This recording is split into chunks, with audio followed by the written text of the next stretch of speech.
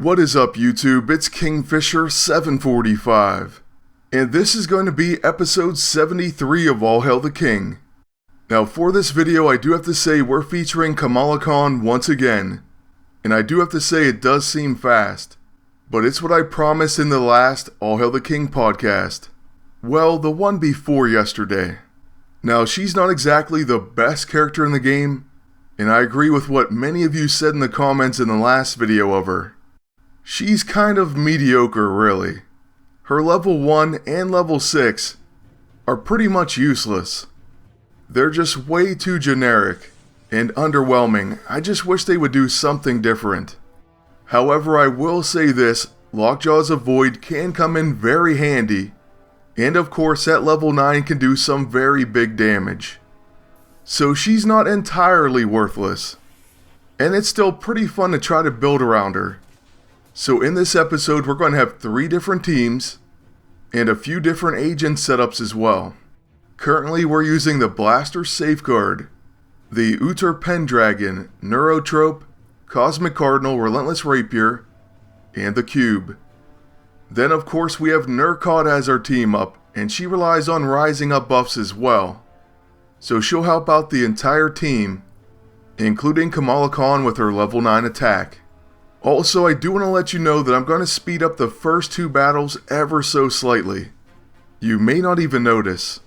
They are going to run a little longer than I expected. However, I do have something for everyone, I think. So just hang around to that final match. As far as yesterday, I'm really sorry that I didn't get this video posted then, but it was a really rough day. There was a lot of bad news and things not going my way, I guess. But I'm trying to rebound, and I figured I'd make the video today. And you know, everyone has bad days. We just have to bounce back and try to make ourselves happy again. Which definitely will happen. You know, I try to stay positive. For one, hey, I get to make another video. And I think we have some really strong opponents in this one as well. I mean, just check out their HP totals. Which doesn't mean everything, but in this case, I do believe they have good stats. Armories, etc. As far as the enemy Emma Frost, you're going to notice that we stay away from her until we can use combat reflexes, making Nurkod's attack stealthy. Then we're going to go right at her. Any follow-up attacks are certainly welcome, although the rapier just hit for 4 damage. Luckily, Nurkod drops her with 1 hit. Well, 1 more hit. Now the only enemy character left is Kurth. And I really hate when one character takes as long as the rest of the team to take out. Unfortunately, our big brawl only does about 50% damage to her. So this is just the beginning of our long road to killing Kurth. Another problem, of course, is her Stonebreaker, and I fully expected that explosion to kill Kamala Khan. I suppose in this case we got lucky. After that, with my agent, I'm going to go ahead and use Improbability Control. And we'll put some buffs on our team, hopefully healing Kamala back. Hey, there it is, we actually did get a heal. Next up, Kurth once again goes after her, but misses. And now I'm hoping that Nurkod can do some actual damage. First we try a Breaching Strike, but that's going to be it. So with Kamala, we'll use Disembiggen Defense. And then that attack pretty much didn't help us out. So yeah, having a Kurth left with the Elite E-ISO is definitely not fun. Now with my agent, the Neurotrope is back. And then I'd love to remove those stacks of Escutcheon. So let's go with the Blackest Void. And a Cower ruins it. That's not going to help this match go any faster. Okay, let's regroup here. We'll use Quick Reflexes, and then our level 9 from Nurkod. And that Crashing Fury does end up finishing the Breaker of Stone. So that's going to be our first team up, but our next one's going to feature Sandman and Kamala Khan. Both of these characters have a very hard-hitting single target attack. Also, pay attention to Lockjaw in these next few battles. If nothing else, I think this video is going to do a good job of showcasing exactly what that Avoid can do. But back to Sandman and Kamala's big hitting attack. The problem with this is the enemy agent has the Hugin's eye. And of course they're protecting, so we have to try to stagger them with my agent's costume basically. I mean, that's one of the reasons it's there, but we have to do an attack while that's active and we don't exactly do it. Instead, with Sandman, we're just going to use his level 9 to begin. This attack can also be very devastating. So let's see what the Sand Spikes does to the enemy team. Like I said, it's a solid hit, for sure. By the way, on Sandman we have the Elite EISO and his Barricaded. That's one of the new Chapter 9 EISO. And it causes him to protect allies from single target attacks. He also gains grit when attacked. So yeah, Sandman's a great character in the game, and you may want to try him out, especially on attack. Now with my agent, we are going to use the Blackest Void after trying the Lunacy. And part of that was because I was afraid to use our Neurotrope. The enemy team could very well remove it with the Blackest Void. However, the agent starts with the Signpost. And at least they are taking straining, however, they just gained back a bunch of SP. Then they have the free action Menacing Pulse. Basically that comes from daily missions, and it applies Intimidated and says they cannot be stunned. And now we'll see Lockjaw's Lookout kick in. So we're going to avoid the Deathly Freeze Ray. And that's a very solid avoid. Plus now being the second round, we can use Lockjaw's Lookout again, and then attack Enchantress with our level 9. So hopefully here comes a pretty big attack from the aptly named Big Brawl. And it does do quite a bit of damage to Enchantress. Sadly though, she's still alive. And so she's going to use Alluring Voice. She's taking a lot of straining, but she gets off a charm as well. Following that, she'll use a Magic Missile on Kamala Khan. And then she finally has to recharge. So I felt at this point we need to try to take her down. And what better to do that than Sandman's level 6.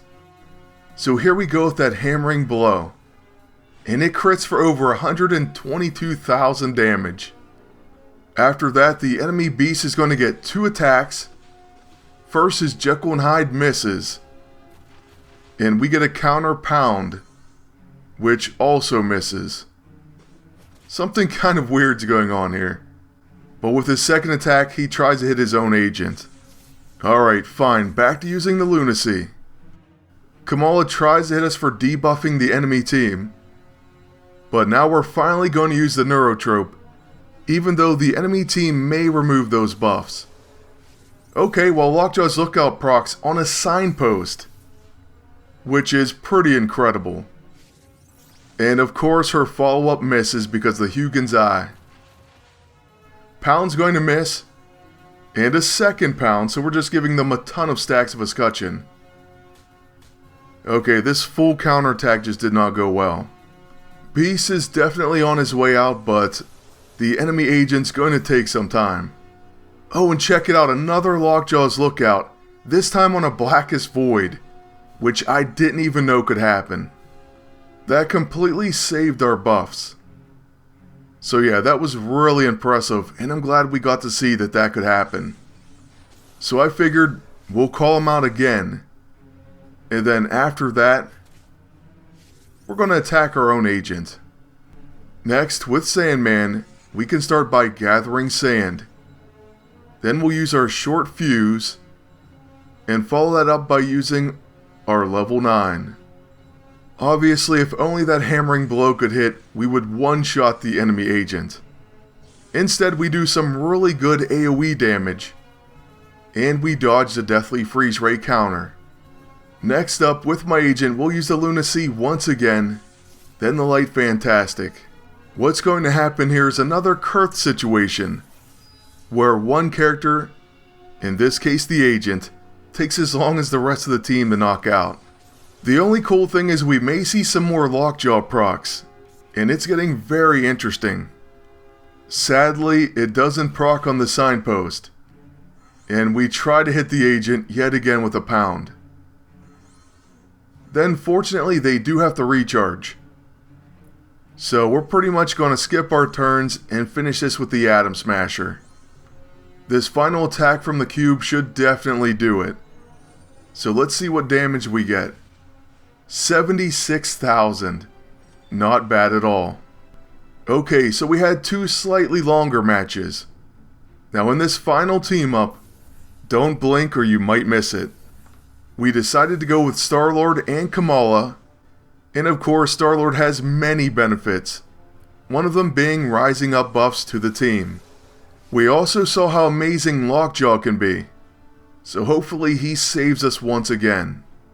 After that, it appears we can attack whoever we want, so we'll start with a boot to the head, and get a follow-up attack on that Infiltrator Star-Lord. Then he is going to use Quantum Leap, which I do believe staggers my enemy agent. However, our Star-Lord gives him an immediate turn.